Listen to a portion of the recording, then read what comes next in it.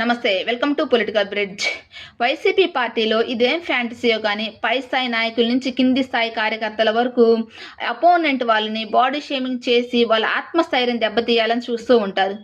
చంద్రబాబు నాయుడు గారి ఏజ్ గురించి మాట్లాడతారు, నారా లోకేష్ గారి బాడీ గురించి మాట్లాడతారు, పవన్ కళ్యాణ్ గారి పర్సనల్ లైఫ్ తీసుకొచ్చి మాట్లాడతారు. ఇప్పుడు గల్లా మాధవి గారి హైట్ గురించి మాట్లాడుతున్నారు. గల్లా మాధవి గారు హైట్ తక్కువ, పొగరు ఎక్కువ అని చెప్పేసి కొంతమంది వైసీపీ వాళ్ళు ఆమె మీద బాడీ షేమింగ్ చేసి మాట్లాడుతున్నారు. మన రోజా గారు ఏం మాట్లాడారు? గల్లా మాధవి భూమికి 2 అడుగులు లేవు కానీ ఎగిరెగిరి పడమాకు, మొదటిసారి ఎమ్మెల్యే అయ్యావు గుర్తుంచుకొని ఒక చిన్నపాటి వార్నింగ్ ఇచ్చారు. అసలు హైట్ గురించి మాట్లాడాల్సిన అవసరం ఏమొచ్చింది అంటారు? సాటి మహిళ అని గౌరవం లేకుండా అక్కడ పర్సనాలిటీని ఎందుకు తీసుకొచ్చి మాట్లాడుతున్నారు పబ్లిక్లో? మొదటిసారి ఎమ్మెల్యే అన్నారు కదా, మరి రోజా గారు ఏమైనా 10-20 సార్లు ఎమ్మెల్యేగా గెలిచారా? ఈవిడ గెలిచింది 2 సార్లే కదా. ఏమేదో దేశంలో సీనియర్ మోస్ట్ పొలిటీషియన్ అయినట్టు గల్లా మాధవి గారిని విమర్శిస్తున్నారు. ప్రభుత్వాన్ని పాలసీ పరంగా విమర్శిస్తే ప్రజలు కూడా ఒప్పుకుంటారు.